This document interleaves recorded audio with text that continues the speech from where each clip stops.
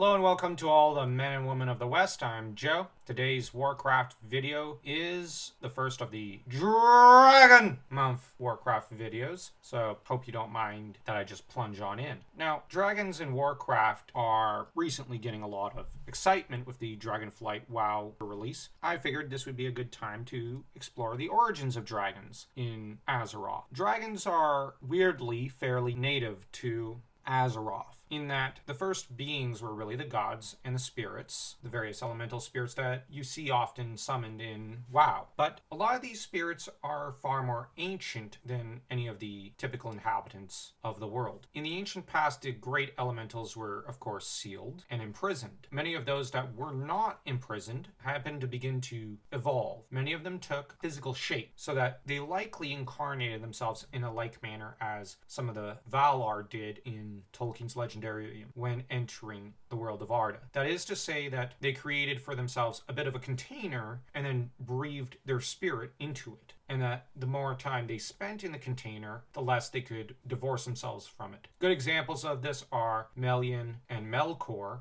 or Morgoth as he later became known, and even Sauron. That being said, the spirits, when they gradually incarnated themselves or possibly evolved into blood and bone creatures, they happen to take on the shape of what we might call proto-dragons. The evolution of dragons in Warcraft is a fairly interesting and gradual one, with the first dragons really being, as said, the proto-dragons, and possibly stone and storm dragons, which it's possible that many of these dragons are possible proto-dragons, are in the immediate evolutionary line right after proto-dragons. That being said, proto-dragons have been shown to be fairly powerful, and in the Wrath of the Lich-king, it was shown that many of them were turned into undead long after they've passed. The most notable proto-dragon is Galakron, obviously named after Glaurung to an extent, as the names do kind of rhyme with each other and sound alike. There's a lot of borrowing that happens with Warcraft from Tolkien's Legendarium, and yet it's still a fairly unique dragon. There are massive differences between the two characters. Glaurung was a wingless beast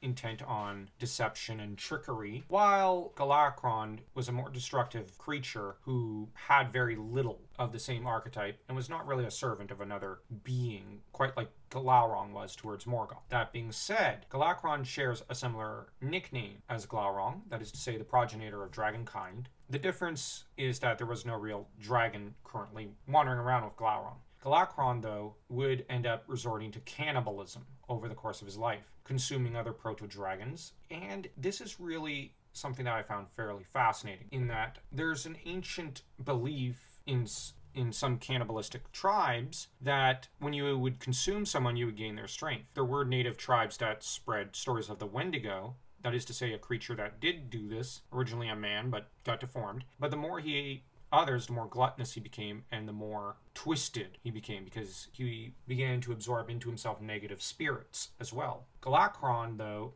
would mutate, rather like the Wendigo, and take on increasingly mutated, twisted shape, but ultimately he kind of became more powerful. So this original ancient belief that you could absorb onto yourself the strength of another by devouring them is kind of embodied with Galakron. It's also possible that his breath reanimated the dead proto-dragons that he came into contact with and turned them into a Dracolich. That's a story for the next video, which will end up following the entirety of the lifespan of Galakron and go into a bit of more depth on his tale, as I just wanted to kind of make an intro video to the analysis of Galakron. If you enjoyed this video, don't forget to smash that like and that subscribe button, as though you were Death Knight Arthas taking down Sylvanas.